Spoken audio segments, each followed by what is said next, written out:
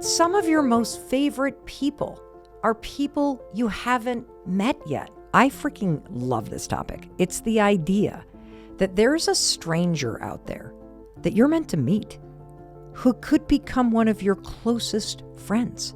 Everyone that you love now in your life was once a stranger.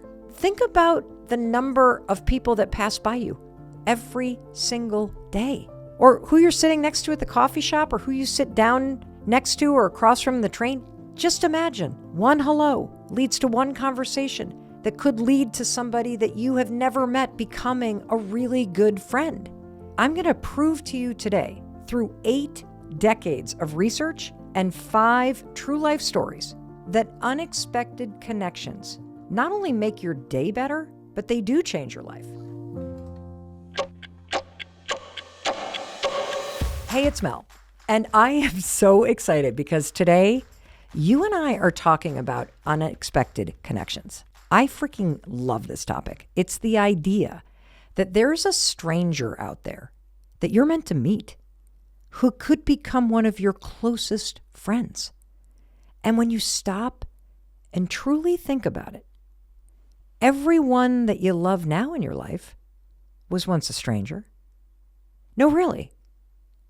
Stop and think about this for a minute with me. How differently would you live your life if you knew with 100% certainty that many of your favorite people that you will know in your lifetime are people that you haven't met yet? I mean, doesn't your heart and mind just open up? It's so exciting to think about, isn't it? And if you're on a walk right now, you might be passing or walking by someone that could become one of your closest friends. If you're sitting at a cafe as you're listening to my voice, I want you to look around. There are potential friends or business partners all around you. Or even if you're driving in a car right now, who knows if the person that's about to pull into the parking spot next to you and you get out of the car at the same time and then you strike up a casual conversation as you're both walking into the grocery store, who knows where that might lead? And if you really stop and think about the possibility and the power in that, you'll go through life in a totally different way. And that's my mission today, to help you unlock what happiness researchers call the power of unexpected connections. Some of your most favorite people that you'll ever meet, you haven't met yet. And we're going to dig into 8 decades of research, and I'm going to give you specific advice about how you can start tapping into the potential of these unexpected connections. And I also have 5 real life stories to warm your heart and to inspire you to lean into what's available to you right in front of your eyes. Because the fact is, one of your most favorite friends could be standing right in front of you right now. You're going to hear stories about sending a text message to the wrong person, mixing up an email address, and strangers who stand next to each other at a community pool, and even the power of someone that you've never met in person and only spoken to on the phone, and how they can change your life. You can think about this episode of the Mel Robbins podcast as a mix of Harvard research meets chicken noodle soup for the soul, done Mel Robbins style. Now, before we get into the stories, I want to start with some research, and I want to do that on purpose for a reason. Because this isn't just about heartwarming stories. They're amazing, and you're going to absolutely love them. But I want you to take this seriously. Because one of the single biggest reasons that most of us don't live our lives looking at other people as meaningful connections is because we don't understand how much this matters. And I'm going to bottom line it for you. Do you want to have a more meaningful life? Then you have to start creating what researchers call warm relationships. And warm relationships aren't necessarily with the people that you know. They're with the people all around you that you don't know. And so I want to dig into the research. And to do that, I want to introduce you to somebody named Dr. Robert Waldinger. Now, Dr. Robert Waldinger might sound familiar to you because earlier this year, he appeared on the podcast. He's a researcher and medical doctor at Harvard. And what he shared with me was so eye-opening. Dr. Waldinger is the lead researcher of something called the Harvard Study of Adult Development. Now, the Harvard Study of Adult Development is the longest in-depth study of human happiness ever done. This study has been going on for 86 years, and it's still going on. And one of the things that researchers at Harvard found across generations of people from all different backgrounds is that there is this one truth about all human beings. Positive relationships are essential to your well-being and happiness. And his team, in crunching all the data, bottom line their research this way, that good relationships keep you happier and healthier. And you want to hear something even crazier? The team at Harvard can accurately predict who is going to be happy at the age of 80. You want to know how? Because they figured out in this study that when people were satisfied with their relationships when they were around the age of 50, they turned out to be the healthiest people mentally and physically when they were 80. And I want you to listen to Harvard's Dr. Waldinger because he's going to explain why this matters.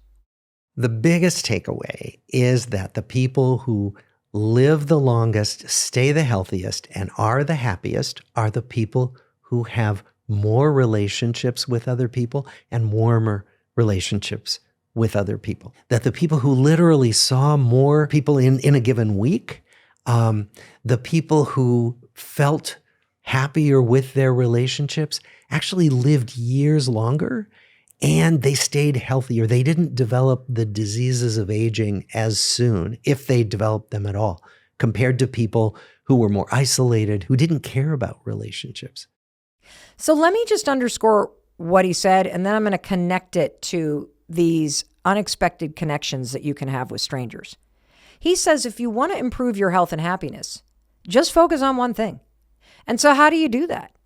Sometimes all it takes to meet some of your most favorite people in your lifetime is simply saying hello. And in fact, the very first story proves it. And it begins at 7 p.m. one random night at a hostel in Bali, when a woman walking to the communal shower at the hostel was stopped by a stranger. Now, just trust me on this. I know how that sounds. So let me back up a bit and give you some context, because this first story is actually about our oldest daughter, Sawyer. So Sawyer had always dreamt of going on a solo backpacking trip around Asia. She had dreamt of this for a decade. She had saved all this money, and all of a sudden she made it a reality. So she flies halfway across the country alone as a 24-year-old woman. She lands in Bali. It is 7 p.m. at night. She is jet lagged. She does not have her bearings. She does not know where she is. She is in a country for the first time alone on this 6-month adventure.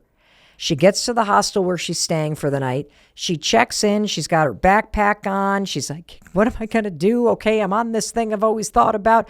And all of a sudden, across the room, she sees a woman about her age. And she thinks, okay, there's another woman here. The hostel's going to be safe. I'm going to be okay. After I get myself settled, I should go talk to her. And so Sawyer checks in. And she tells me that she finds, her cot or her bunk bed or wherever it is that she's supposed to put her stuff. And as she's getting settled, she sees the woman again. And she thinks to herself, this is my opportunity. I got to pounce on it. I got to go ask her if she has any plans tonight or what she's doing or where I should go for dinner, because I have no idea what I'm even doing, except the woman is wrapped in a towel on her way down the hall to take a shower. Now, when Sawyer told me this story, I just had to laugh because can't you picture it? This woman, in her 20s, she's in a hostel, she's in a towel, she's in her flip-flops, she's probably got that little shower caddy that, people carry when they're in communal showers. She has no idea that she is about to get pounced on by my overeager daughter Sawyer, who's like, oh my God, I gotta get this person.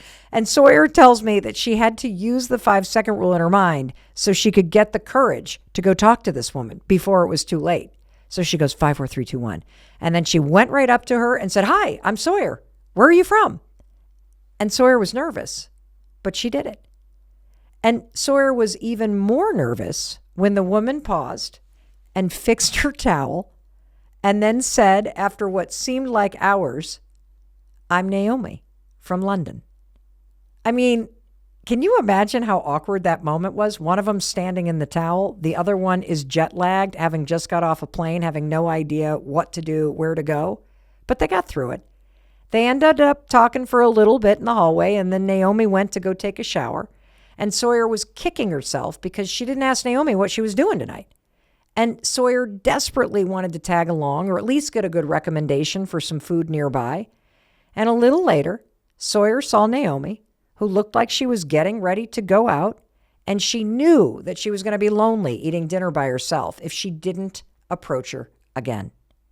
She wanted to make this connection. And so she blurts out, "Hey, Naomi, what are you doing tonight?" And that unexpected encounter, with a very awkward beginning, as a stranger was heading to the shower, created a really beautiful friendship. See, Sawyer and Naomi not only went out to dinner and immediately clicked with each other, they made a deep and meaningful connection that night that was so strong that they traveled together for the next 4 months. I mean, 4 months is a long time. One hello and the conversation that followed sparked that. And you want to know what? Naomi is now one of Sawyer's best friends in the entire world. They talk almost every day, all because Sawyer leaned in. She trusted her gut, she took the chance, and she made the connection. That's all it takes. And I'm here to tell you those opportunities are all around you. I mean, she made what was nothing, two strangers passing each other in a hallway, into something meaningful. And think about the number of people that pass by you every single day. Do you know how many people do that? Or who you're sitting next to at the coffee shop, or who you sit down next to or across from the train every single day? Just imagine one hello leads to one conversation that could lead to somebody that you have never met becoming a really good friend. So how do you create this momentum in your life? Because let's get real here. It's all good to talk about just being more chatty or smiling more. I mean, everything seems easy to do, but then you don't do it. So let me ask you, why don't you do it? Because I think when you hear a story like that, and you probably, if you really stop and think about it, you can think back to meeting some of your closest friends and think about, wow, that really was a chance encounter. And then it changed the trajectory of my life. Well, I'll tell you, why don't we lean in more? Why don't we say hello more? I'll tell you why. Number one, you don't think it actually matters. You don't think saying hello to somebody matters. And what you're going to learn over and over and over again through these 5 real life stories and through the research is that this not only matters, but your health and happiness depends on the relationships you create.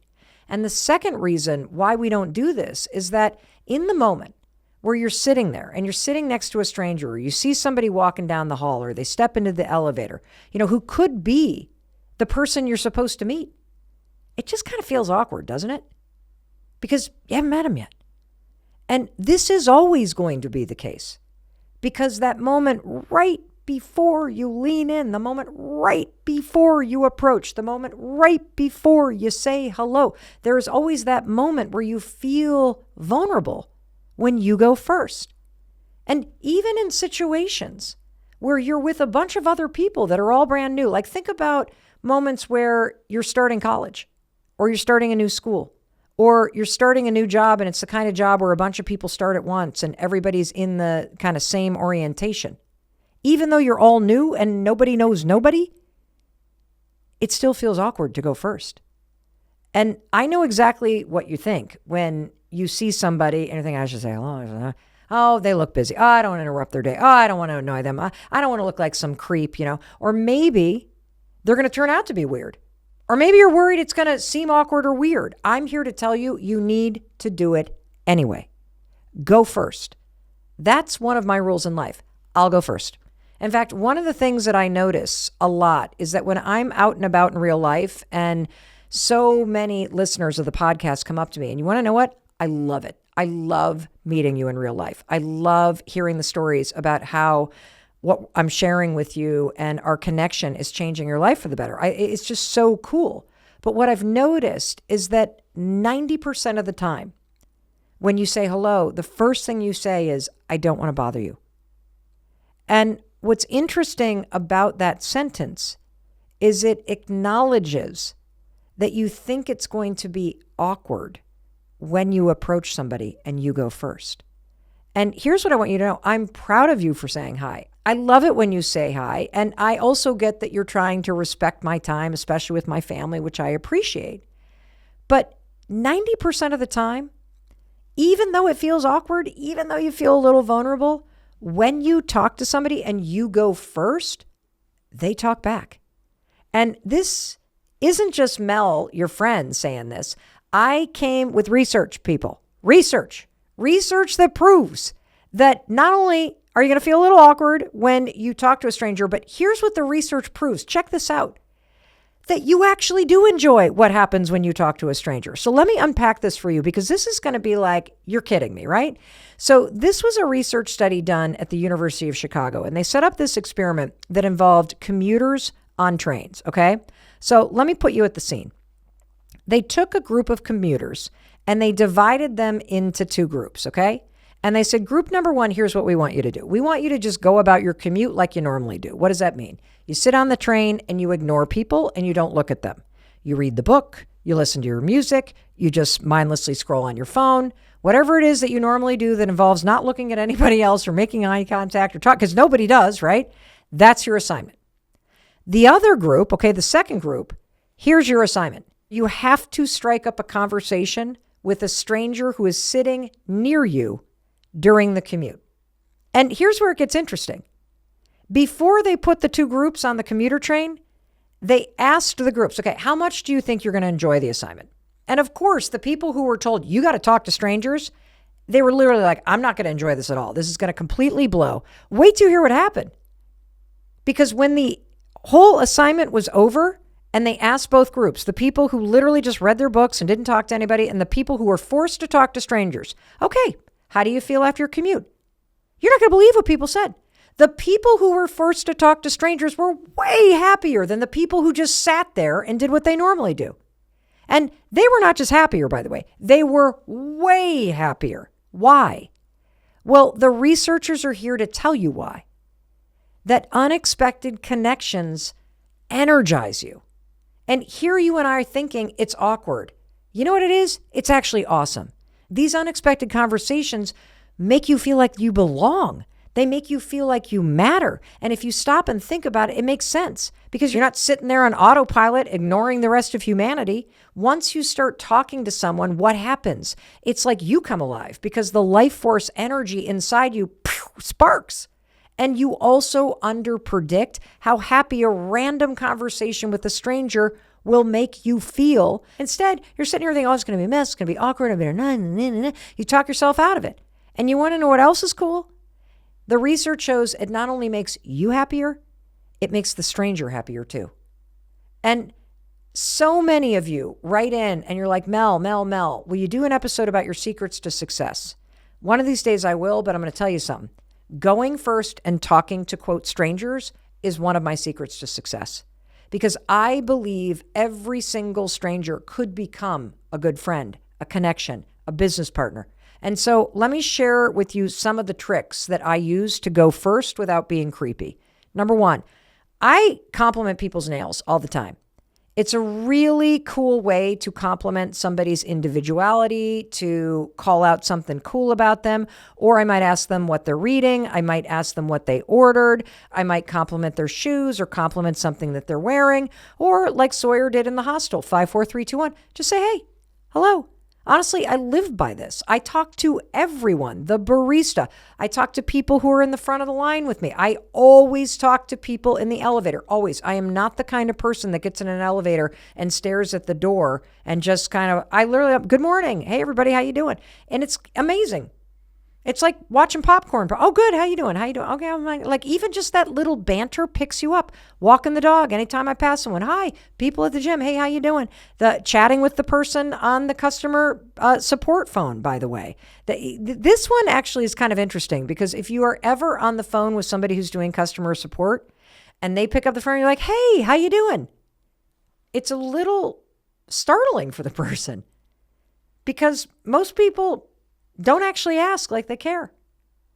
And by the way, when you go first, when you lean in, when you compliment their nails or ask what the name of their dog is, or you ask them what their favorite thing to order is, it says a lot about you. It says that you're the kind of person who's willing to make a connection, that you're the kind of person who's interested in other people. And, you don't have to act like you're running for mayor and shake hands and chat with every person you meet and hold all the babies and stuff. But you can do a little more than you're doing right now, right?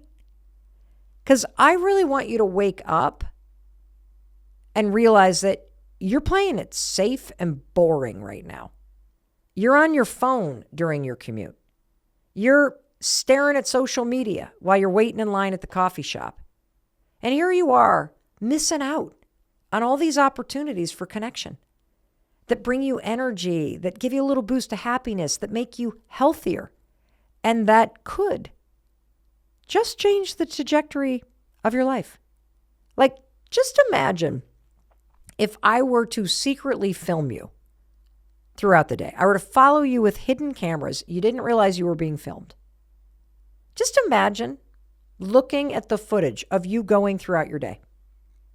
You know what you would see? You would see that you are closed off. You would see that you are walking around and there's all these people walking by you and sitting around you and you're not talking to them. That you're giving signals that you're not open to a conversation. You would see that you are buried in your phone instead of looking up and looking around. And you'll see that you're missing so many opportunities to connect with people. You feeling lonely? Here's how you actually address it. Start going first. Start saying hello to people. Start tapping into that energy and those little boosts that are all around you. You're not going to feel so lonely.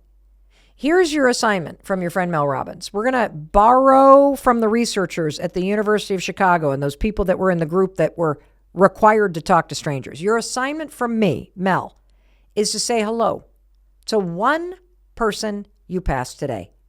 That's it. That's it. And I want you to notice how it feels.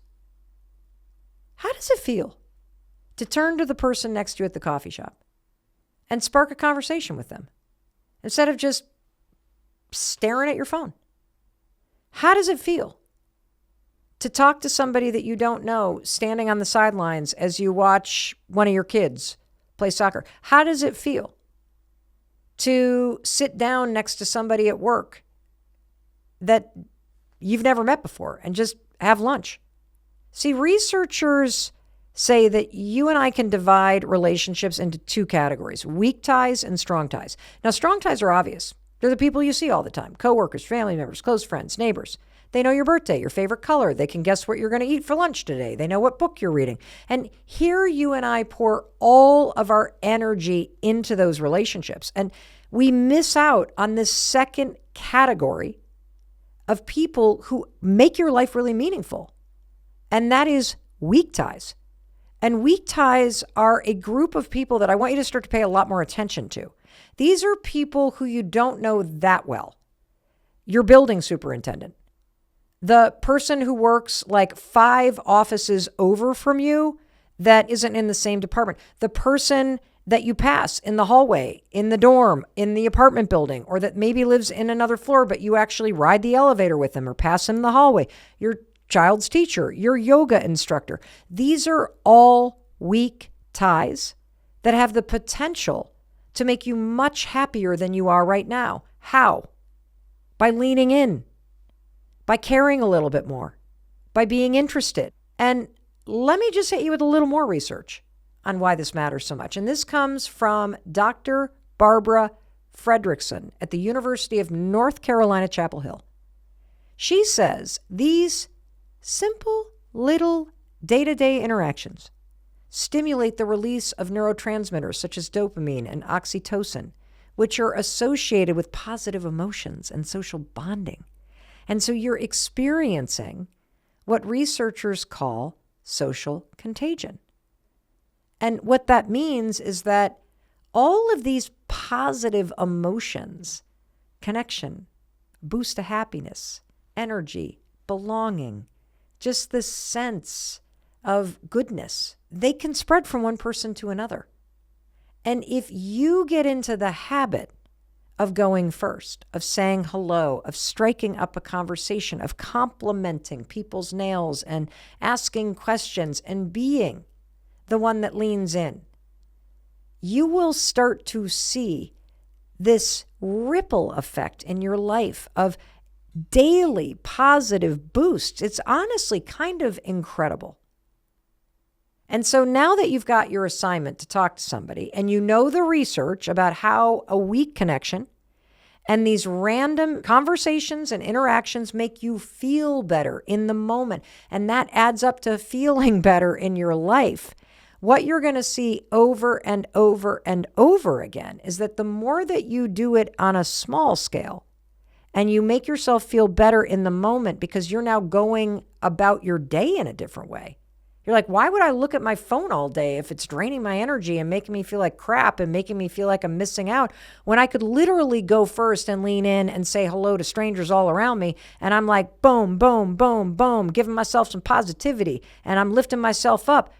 Now you see that this all adds up to experiencing life at a totally different level.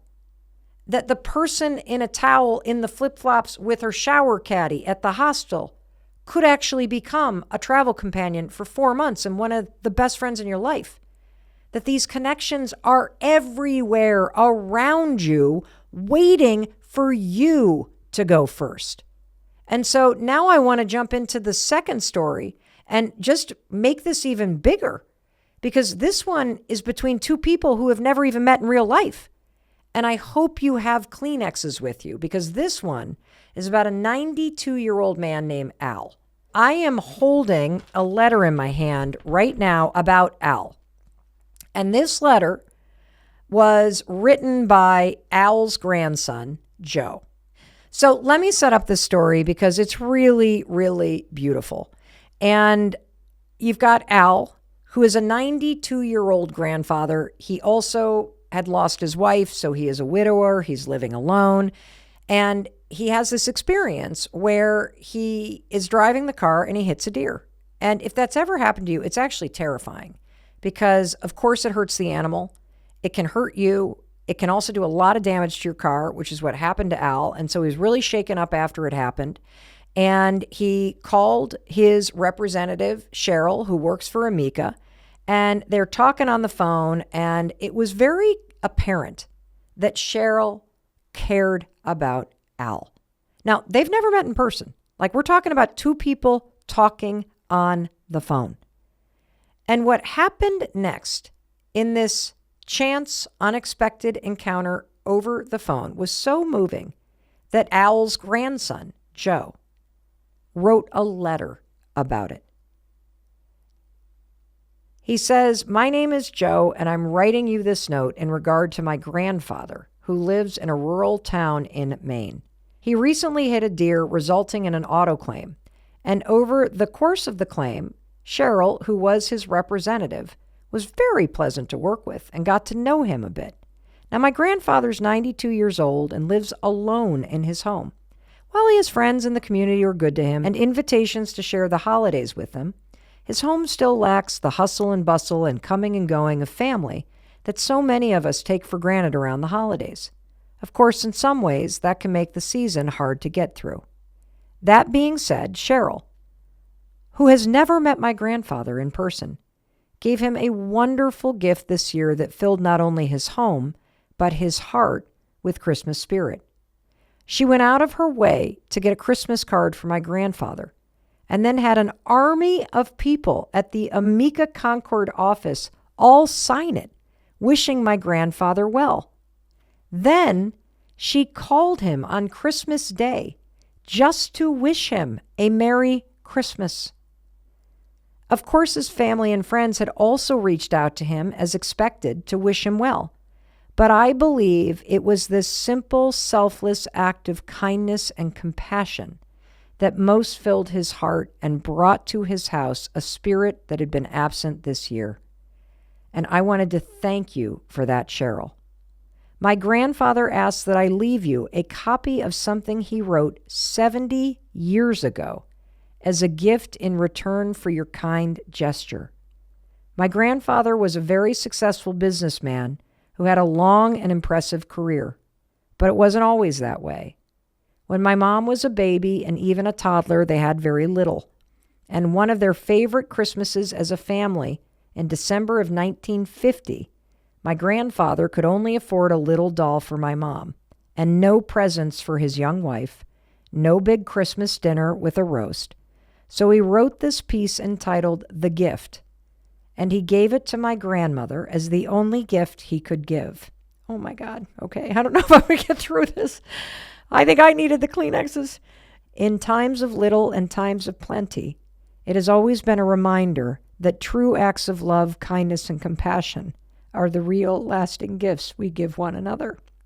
Thank you so much for your act of kindness that truly brought brightness to the world and warmed a heart. And then he included this poem that Al had written in 1950 called The Gift. And here it is. So many gifts with the passing of time are soon broken, torn, or fade away. They serve a single purpose and are then forgotten or put aside. Like all material things, they are substance and as such bring joy and happiness only for the present moment. But there is a gift that you will not see beneath our tree this year. Christmas Day, when the gifts are unwrapped and taken away, it will still remain until it is slowly seeped into the souls of those we love, for it is not of substance.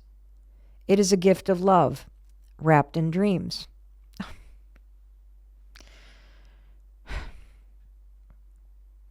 Dreams of now, tomorrow.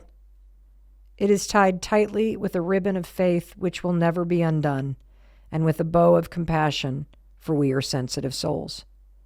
This love is the greatest gift I can offer, and unlike material things, it will never break, tear, or fade away. By giving it, becomes only stronger and everlasting. Please accept this humble thought to nourish our love through another year, and God willing, within our entwined souls forever.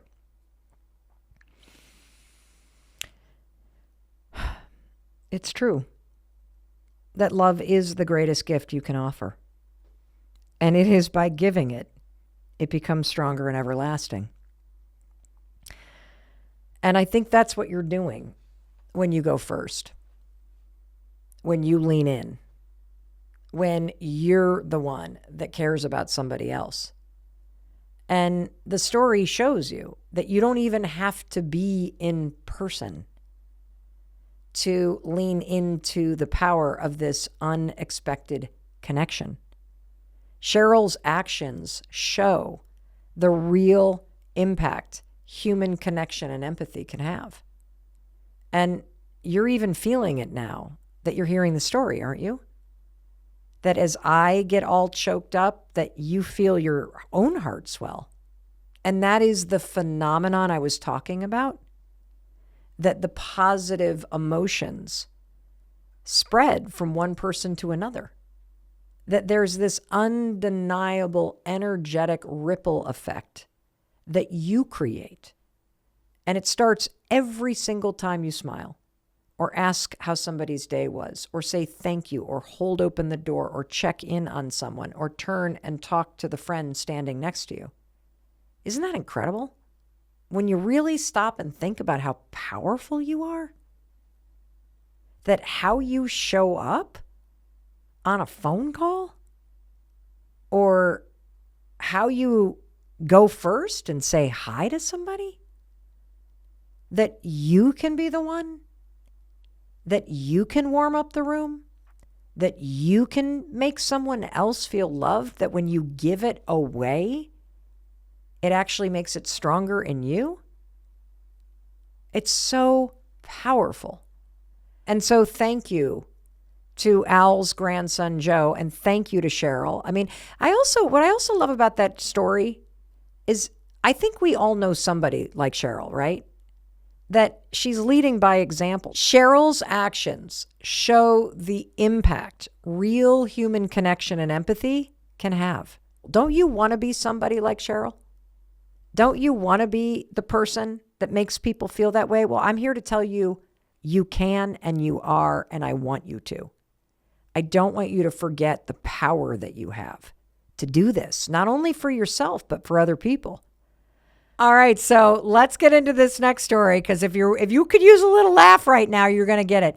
Have you ever stopped to think about the fact that there's someone in the world right now that has your email, but just with one letter off? Like it could be Mel Robbins, but instead of spelling it with two B's, Robbins, it's one B. I want you to imagine that there's a person, for real, because there is, out in the world right now, just living their life. They got their email address just like yours, but they got one letter that's different. Now imagine that all of a sudden in their email box, they start receiving emails that are meant for you. And it doesn't happen just once. It happens several times because somebody misspells the email and oh my gosh, it was part of an email that went to a group email. And so now they keep getting emails that are meant for you over and over because people keep replying. Is it annoying? Or is this an unexpected connection? Well, that's exactly what happened to my mother-in-law, Judy Robbins. See, one day, one of Judy's sons sent an email to Judy. But he accidentally left one letter out. He misspelled the email. And all of a sudden, who received that message from Judy's son? Another woman whose email was the same, but only one letter different. What happened next? Well, this stranger responded back to Judy's son. And tell you what, I'm going to let my mother-in-law, Judy, tell you the story. One of my boys got an email from this woman saying, I just want to let you know I'm not your mother. And so one of the boys had written me a note, but had dropped off this one letter, and she got it. So they sent you a note, and they sent it to the wrong email address because they had just misspelled the email address and dropped off one letter, and it ends up going to this stranger. This stranger. Okay, and so she sends the email back. And so she sent an email back to this person, which was one of the boys. I don't know who was saying, just want to let you know I'm not your mother. Your mother must have a different email address. Then I got several of them started to pick up, and it was really funny. She wrote to one of the women that I'm in a book club with, and she started off by saying, I'd love to come to your book club, but unfortunately I can't. I live in France, in Paris. So please tell Judy that, this is my email and that's hers. And so this went on and on and on. By then we were writing each other. What's her name? Juliet. So Juliet is over in France.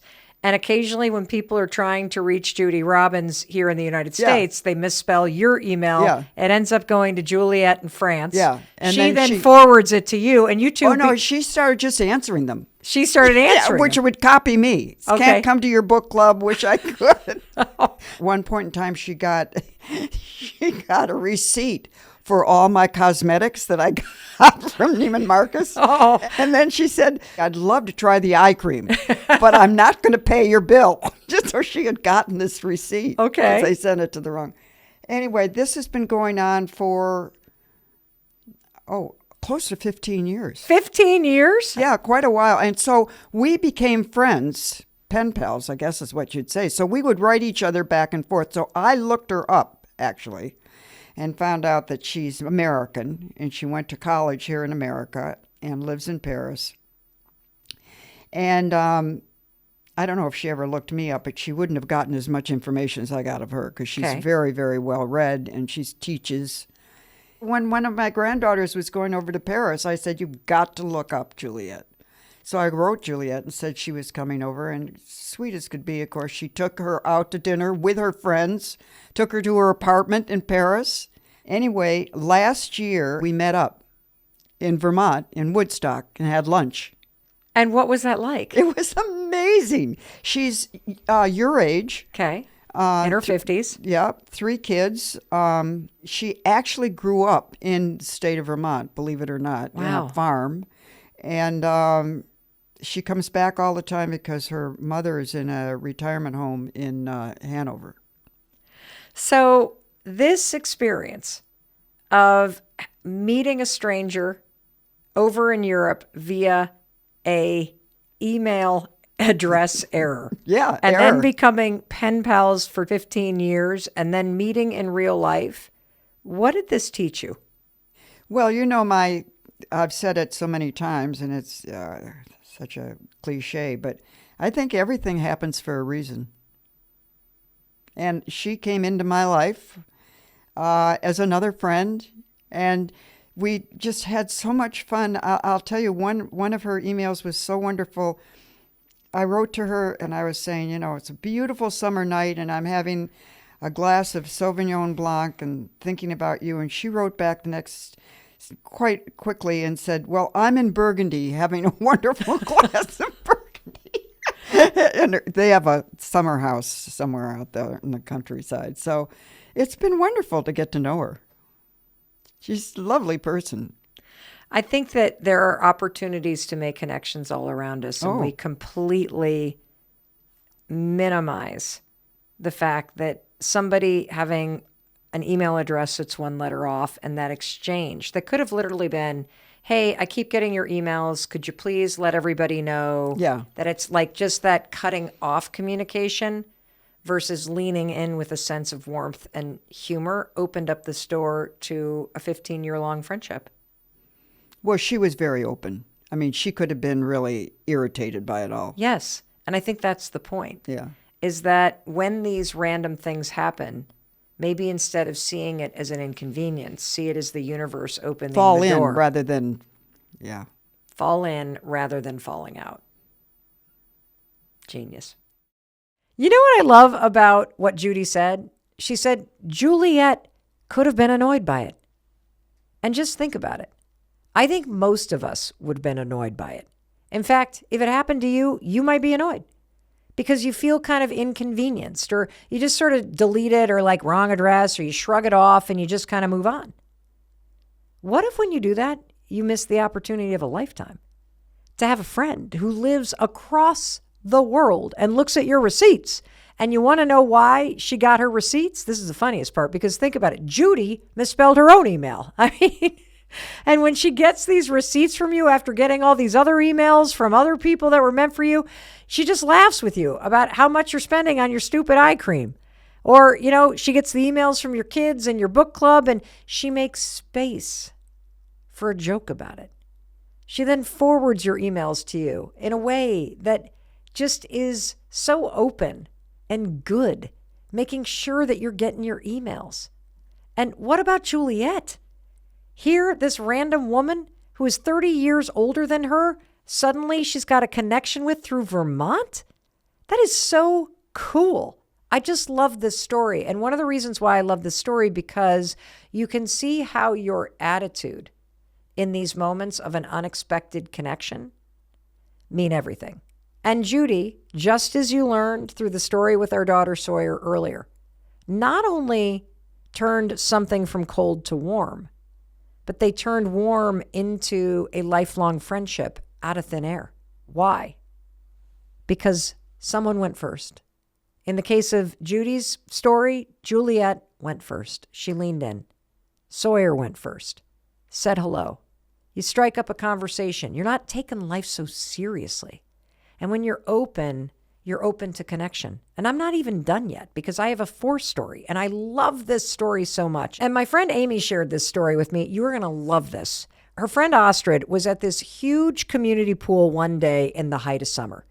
And there she is. She's watching her son and her daughter play in the kiddie pool, and her kids are starting to play with these kids from another family. And so Astrid starts talking to the dad of these two kids, whose name was Rich. Just some light banter. And you can picture this, right? You're at a community pool. There's so many people. Like everybody's all over the place, and kids. And there you are. You're standing there in shin deep water. You got your one-piece bathing suit on. You're holding a sandwich. You turn, you talk to the other parent next to you. Nothing deep. It's so hot out. The snack bar. Yeah, I got the sandwich. It's not that bad. That kind of thing. And now you and I know that these things, they can just kind of fizzle out kind of quickly, right? And that's exactly what happened in this situation. But when it was time to go and Astrid started packing up and she was on her way out, Rich, the dad, literally walked up to her with his wife and said, hey, how about you guys come on over for brunch? I mean, our kids got along. And, in honesty, Astrid thought, okay, this is a little much to go from standing in shin deep water to a brunch date. But she didn't want to be rude, so she said yes. She got home. She marked it on her calendar. She told her husband about it and completely forgot about it. In fact, when the brunch date arrived several weeks later and she saw it on the calendar, you know what her reaction was? Oh my God, what brunch? Astrid couldn't remember who it was that invited them to brunch. I mean, she couldn't remember the dad's name. She couldn't remember their faces. Plus, she didn't want to go. No one wanted to get out of their pajamas and go to this stupid brunch. But I got to tell you what, I got to give her props because she forced her family to go. I mean, can you imagine? You load your family up. Nobody wants to go. You can't even remember the dad's name. And now you're standing on the front stoop of this house of these people that you don't know. You're raising your fist and knocking on the door, racking your brain, trying to remember what they look like. And not only was it a surprise that afternoon having brunch with some random family that they met at the pool, it was magical. They clicked instantly. The conversation flowed so easily, it was nonstop. And check this out. They found out that both couples lived in Chicago at the same time when they were in graduate school. And then they found out that they were in Mexico in the 1980s at the same time. And their paths must have crossed without them knowing because the amount of shared experiences. And then as they're having brunch, Astrid and Rich, wait to hear this. They find out that they have the same birthday. And I'm talking not only the same day, but the exact same year. Don't you freaking love it when you meet your birthday twin? I mean, how cool is this? I love this stuff. And it doesn't end there. Check this out. Astrid is an interior designer and designer of custom headboards. And Rich loves flipping houses. And that was the start of another magical connection. A few conversations later, Astrid and Rich felt like there was an opportunity that they just couldn't ignore, and they started a house flipping business together. Their skills just complemented each other perfectly. And for years, they ran a successful house flipping business, and they called it Same Day, Same Year. I love that story because what if you not only took everything that you're learning about how you can use these unexpected connections and see strangers as a way to bring more joy and energy and meaning in your day-to-day life. But what if you look at it as something even deeper? That it's almost like a scavenger hunt of people where there are people you're meant to meet that in the process of bumping up the energy and saying hello and leaning in and being that kind of positive person, spreading the ripple of positivity, that's how you're going to find the person that you're meant to meet next. And if you really think about the story, doesn't it feel like something had been trying to pull them together all along? There's no doubt in my mind that they did cross paths in Mexico, but no one went first. There's no doubt in my mind that they did meet in Chicago, but nobody leaned in. But that day at the community pool, that unexpected connection, that was the day. And to think, it always begins the same way, with a simple hello and a conversation.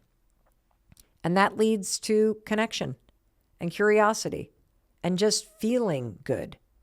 And that leads to invitation on a whim to brunch and a willingness to see what's on the other side of the door.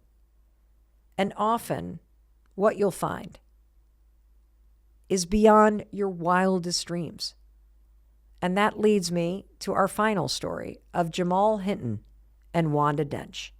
And much like Judy and Juliet's friendship, which began with a misspelled email, this story begins with Wanda, who texted a number that she thought was her grandson, inviting him to Thanksgiving dinner. And the text read, Thanksgiving dinner is at my house on November 24 at 3 p.m. Let me know if you're coming. Hope to see you all. Of course, that includes Amanda. Now, it turns out she didn't text her grandson. Turns out the text went to someone named Jamal, a complete stranger. Now, Jamal received the text and was like, what is this? He had no idea why he was on a text chain about Thanksgiving with these random people, and he had no idea who Amanda was. At the time, Jamal was just a 17-year-old high school student, and here he is sitting in class when he gets this text message from a stranger. What does he do? He doesn't delete it. He writes back, who is this? Wanda replies, your grandma. So Jamal texted back, Grandma, can I have a picture? Wanda says, of who? Jamal says, you, LOL. So this is where it starts to get real, because Wanda sends her picture. And so I want you to imagine she's a really pretty woman, big smile, grayish hair. She looks like an awesome grandma. And Jamal sends his photo back. And he looks like a high school athlete, big smile, it's awesome. And then he writes below his picture, you're not my grandma, with the shocked face emoji and the laughing emoji. But then he adds, and I love this, can I still get a plate though?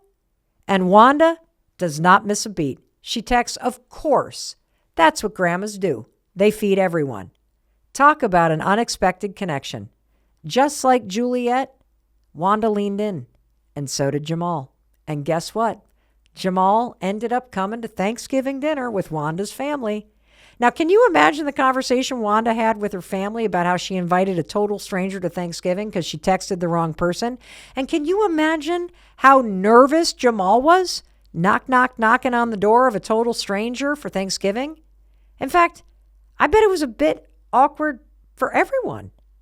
But remember what the research proves. It goes so much better than you expect. And it sure did. It always does.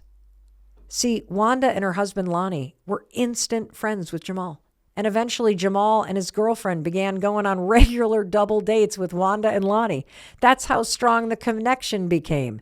They posted online about this unexpected Thanksgiving text gone wrong connection, and it went so viral. You maybe are now starting to go, I think I remember this. And why does it go viral?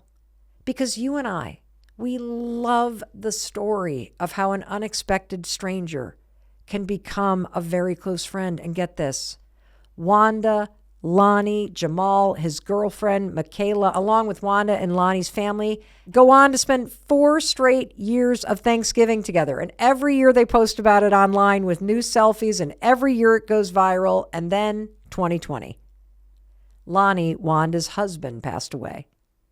And that absolutely meant that things would be different at the dinner table at Thanksgiving.